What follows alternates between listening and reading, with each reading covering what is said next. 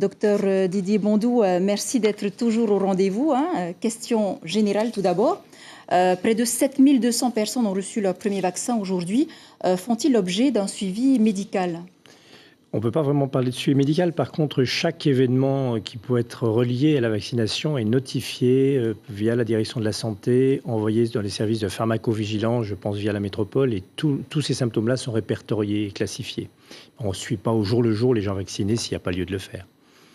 La quarantaine prolongée à 10 jours avec des tests donc au 4e jour et 8e jour également, ça vous rassure en tant que médecin ?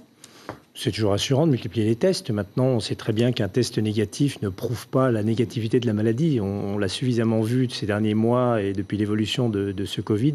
C'est quelque chose de rassurant, c'est nécessaire, mais ce n'est pas suffisant. La clinique prime. Venons maintenant aux questions des internautes. Pour Heri Viriamou, se faire vacciner à Tahiti d'un vaccin classique type AstraZeneca, ça peut déclencher un résultat positif au test PCR ?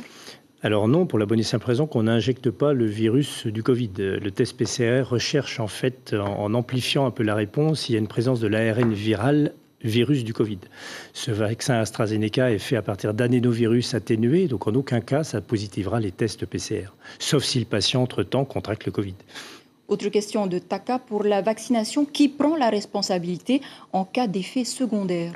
Alors, les effets secondaires, d'abord, il faut pouvoir les ramener au cas de Covid. Je pense que ce dont elle veut parler, c'est les effets secondaires potentiellement graves nécessitant hospitalisation. Là, je pense que comme tout à chacun, la société et la gestion de la santé prendra en charge ce genre de complications graves. Ensuite, quid de la prise en charge de la maladie elle-même si on ne se fait pas vacciner ? Une question de Marc. La vitamine C et D, le zinc et les antibiotiques donc, sont efficaces contre la Covid. Pourquoi est-ce qu'on n'en parle pas ? Alors, c'est une affirmation qui ne fait pas ses preuves, d'abord. Rien d'efficace pour le moment. Le zinc, la vitamine C, tous ces produits sont censés augmenter un petit peu la réponse immunitaire, nos défenses immunitaires, mais ce n'est pas du tout un traitement contre le Covid. D'ailleurs, j'engage un petit peu les téléspectateurs qui sont intéressés à aller sur un site très bien fait, qui est tout simplement le site de l'INSERM, site internet de l'INSERM en métropole, et de ne pas se contenter des sites fake médicaux. Brigitte Domar, combien de temps dure l'immunité de la personne vaccinée après la seconde injection ? Alors pour le moment, on n'en sait rien du tout. Les études sont en cours pour la bonne et simple raison qu'on n'a pas beaucoup de recul sur ce fameux vaccin. On sait qu'il est efficace.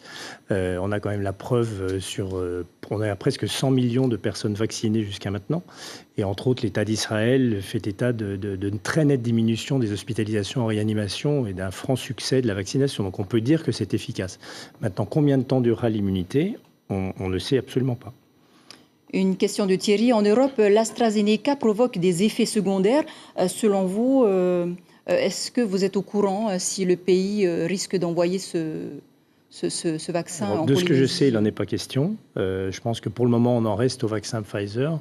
Peut-être que prochainement, le vaccin qui devrait arriver sur le marché Johnson & Johnson sera en monodose, en injection monodose, exactement comme les vaccins de la grippe actuellement. Donc ce sera probablement beaucoup plus facile de vacciner les gens, en particulier dans les îles. Merci beaucoup Didier Bondou d'avoir répondu à nos questions. On vous retrouve donc mercredi prochain. Voilà.